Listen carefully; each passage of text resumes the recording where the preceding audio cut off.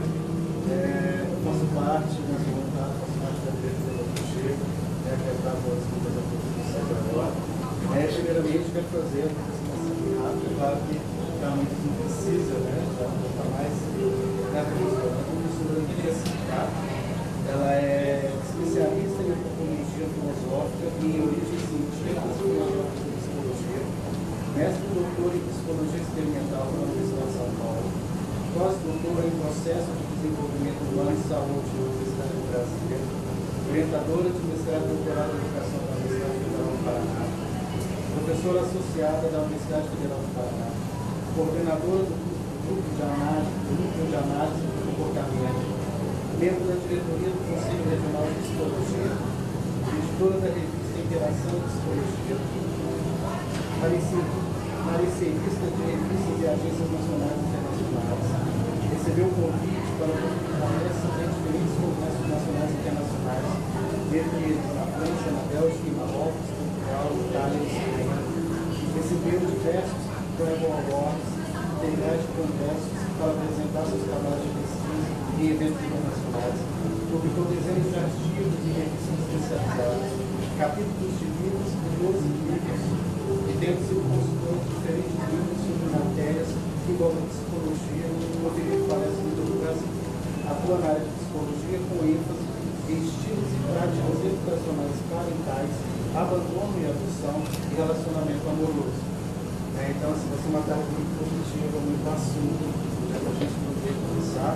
E antes disso, professor, eu queria entregar em nome do Aconchego, o nosso símbolo do Bienal 2012, que representa toda essa nossa filosofia desse evento, que é o Unir para Cuidar. Então, seja bem-vinda e boa palestra. Oi? Então, gente, também sou mãe, motorista, cozinheira, faxineira, não é só essas coisas, tem que fazer o papel completo, né? Nós vamos fazer um trabalho um pouco diferente.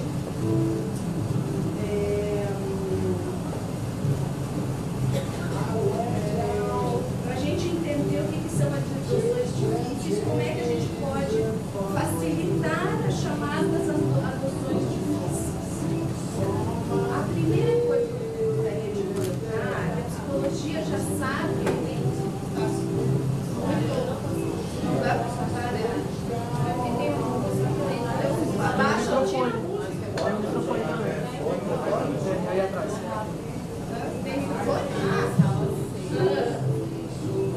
Então pronto. Então, para a gente fazer esse trabalho, eu queria fazer um pouquinho diferente, um trabalho interativo. Pode tirar a música agora. Isso, pode tirar, porque a música é cantada ainda. Sabem quem que canta essa música? Vocês assistem a série House? Ninguém assiste ele, o disco dele, além de tudo. A psicologia já sabe há muito tempo que palestra não muda comportamento. Vocês anotem nos papeizinhos. Palestra não muda comportamento. Isso é evidente. Então, tem coisas que não adianta a gente falar para as pessoas.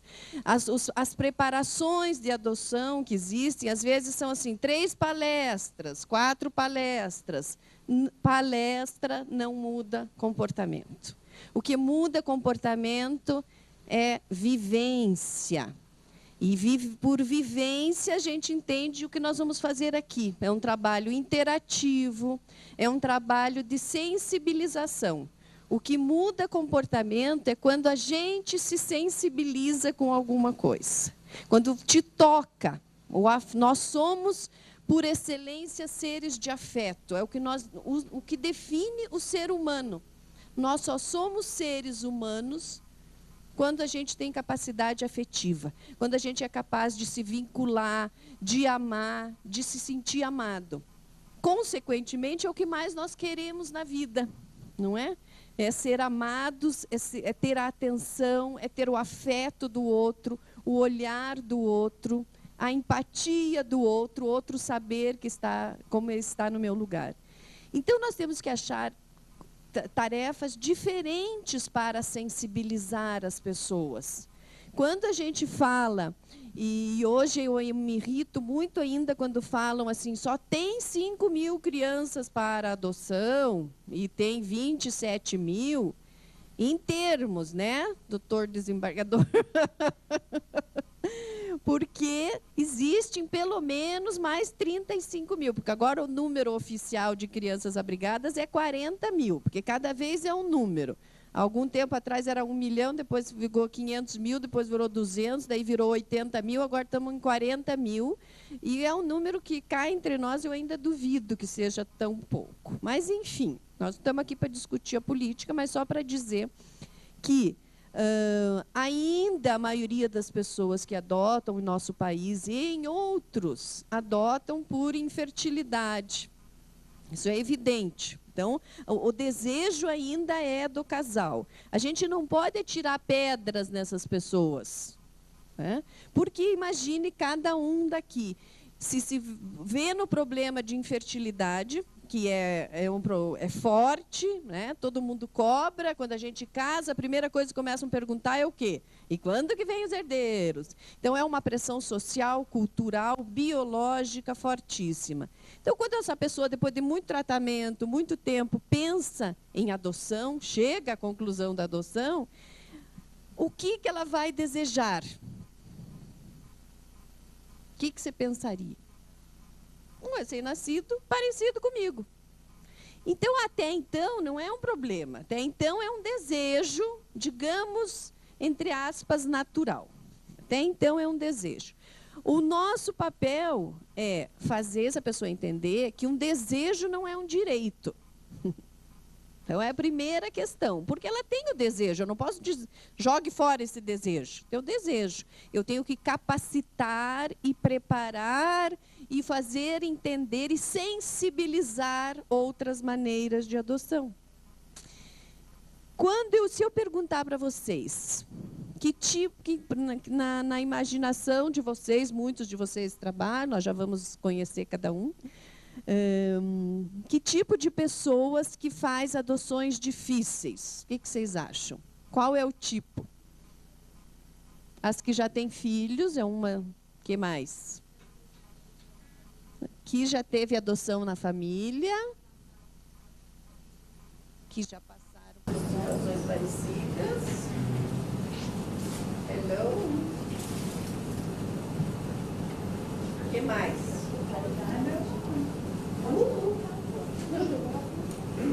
Será que eu fiquei embaixo? Tá legal? O que mais? Quem mais? Alguém tem ideia? Ou não tem?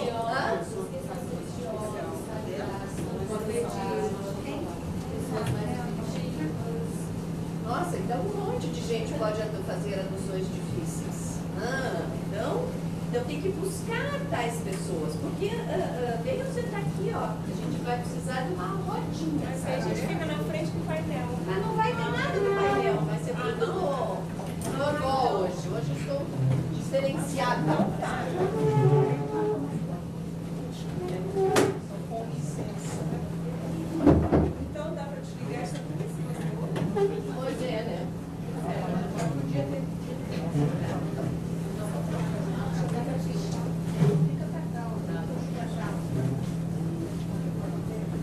Isso. Então, se tem várias pessoas que podem adotar, mas aí as pessoas dizem assim, adoção não é caridade, adoção não pode ter com questões religiosas, adoção não pode para quem acabou de perder um filho, adoção não pode para quem está com problema. Então, como é que a gente lida com tudo isso aí? Então, aonde que a gente vai buscar novamente esses adotantes ideais, né, que a gente imagina? Não é tão simples, mas a primeira questão é a gente identificar alguns dados, dados de pessoas que adotam. Eu estou fazendo uma pesquisa agora com pessoas que adotaram crianças especiais ou com graves problemas de saúde. Crianças especiais na literatura internacional, eles chamam crianças ou adoções especiais, para eles, a adoção de uma criança de mais de um ano já é especial. Mais de um ano. Porque a criança não é mais bebê. Ou seja, só não é uma questão que eles são assim, é entender, não é mais um bebê, já vem com uma história, já vem com uma questão em que daí você tem que se preparar de maneira diferente, sim. Você tem que saber o que vem, né, naquela tua história. Então, esses dados que eu tenho coletado, tem um grupo grande de pessoas, né, que fizeram adoções especiais e que são muito, muito interessantes os dados. Por exemplo, vocês falaram em religião. Vocês acham que sempre tem uma religião por trás dessas pessoas que fizeram adoções especialíssimas? O que vocês acham? Alguma? Acho que tem, sempre. Não generalizar. O que vocês acham? Eu acho que tem sim. Tem sim. Eu trabalho com adoção e as pessoas da minha comarca que fizeram adoções especiais são pessoas mais voltadas para Deus, para sua fé, para sua religião, do que outras pessoas. Eu acho que são pessoas que desenvolvem solidariedade. Não necessariamente de religiosidade. São pessoas mais atuantes, cuidados, Mas a fé é um dado presente. Pois olha, no meu grupo, também eu tenho quase 30 pessoas, já é um grupo grande, já dá até para fazer estatística com 30. Nós temos o destaque religioso, sempre foi nas adoções outras, eu tenho feito pesquisa há muitos anos, e sempre eu encontro um número maior de espíritas do que de outras religiões, um número muito maior.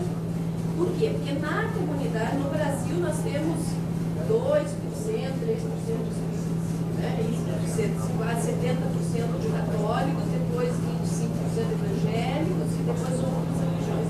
Então, proporcionalmente à população brasileira, os espíritas são quem mais adota. Proporcionalmente. Isso é fato desde há 20 anos. Nesse grupo de especiais é maior ainda. Eu tenho 30% de pessoas espíritas e 30% de católicos.